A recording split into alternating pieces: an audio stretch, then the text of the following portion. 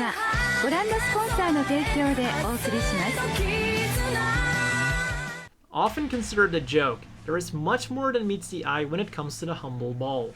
During the later half of the One-Year War, with mounting casualties and the still low distribution rates of the RX machines and their derivatives, the Federation needed something to bolster their forces. For this, the Federation looked back to their postponed projects. As early as UC 0076, the Federation had drafted plans for an upgraded and armed version of the SPW-03 space pod.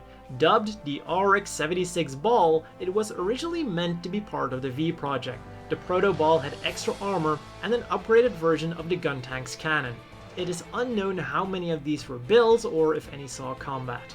This proto-ball was then picked up again and further enhanced into the standard RB-79 ball.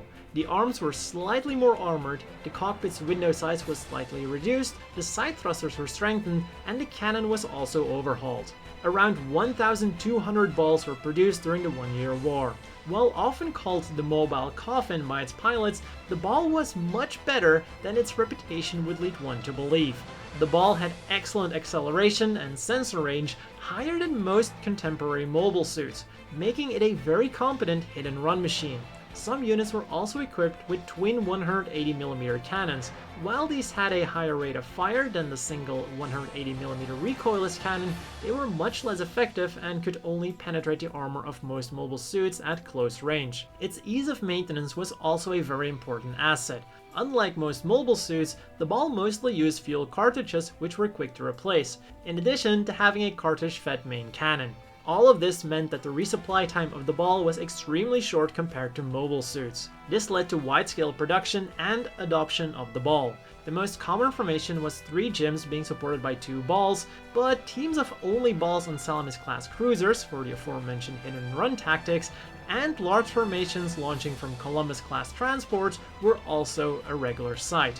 The reason for the ball's bad reputation was no doubt because of the brutal Battle of Solomon, a battle in which their attrition rates were exceptionally high. However, the casualty rates during the battle were high no matter what you were piloting. Still, the Federation High Command requested for the ball to be upgraded in order to combat the high attrition rate. 3 plans were proposed, and it was decided to go with the RB-79YC plan. This plan proposed to take existing balls, add extra armor to vital areas, and add a new backpack with 3 main thrusters and fuel cartridges. Another small change was a reorientation of the 4 small bottom thrusters.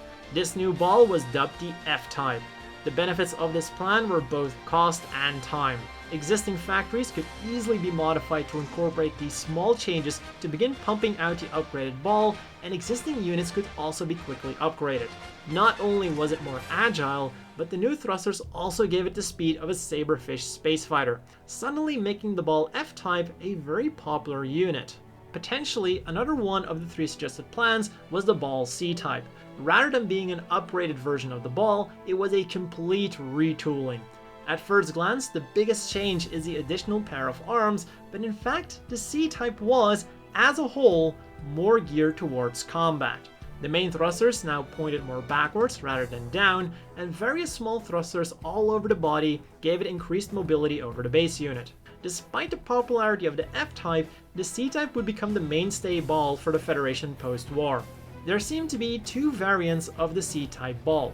The One-Year War version, sporting a 180mm cannon without bar above the cockpit, and the post-war version, sporting a 120mm cannon with bar above the cockpit. Other than this, both type appears to be mostly identical. Throughout the war, various more limited production versions of the ball were also created. The most famous one was the K-Type ball, thanks to Shiro Amada. He used his ball to take out the Zaku High Mobility type after it had already taken out a squadron of GMs. What makes this feat even more impressive is that the K-Type ball was most likely not intended as a combat unit.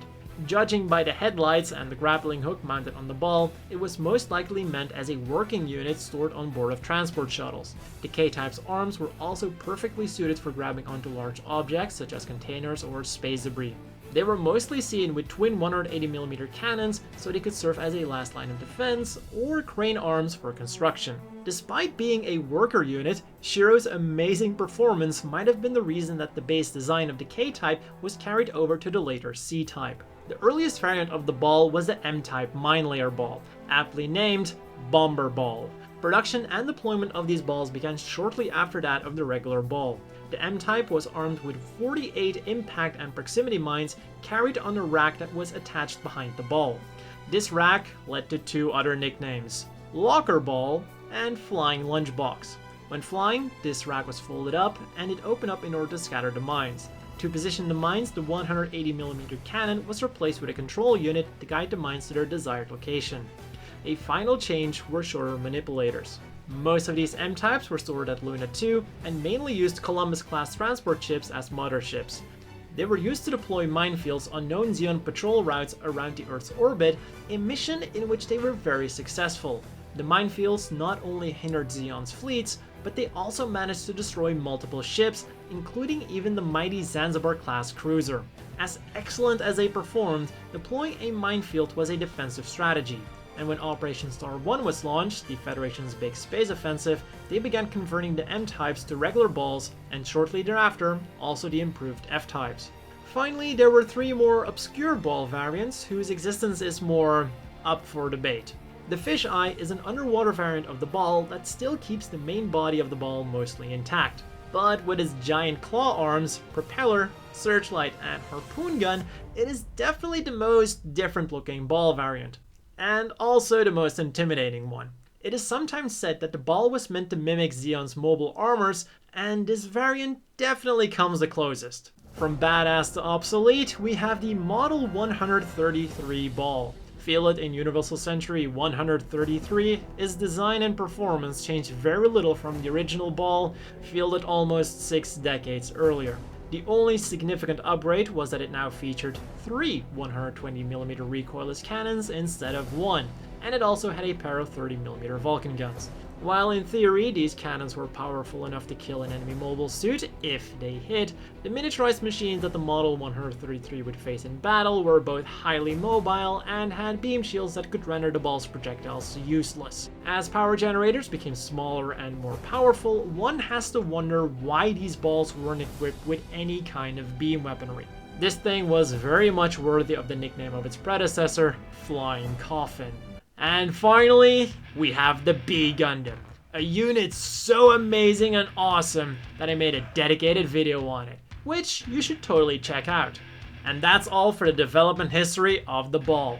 I've been thinking about making a series like this for a while, so I decided to use it on the ball to test the waters. If it proves to be popular, I will absolutely be doing more episodes like this. So be sure to like it if you enjoyed it, and subscribe for more similar content like this in the future. A big thank you to the Patreon supporters, have a nice day, and I will see you all next time.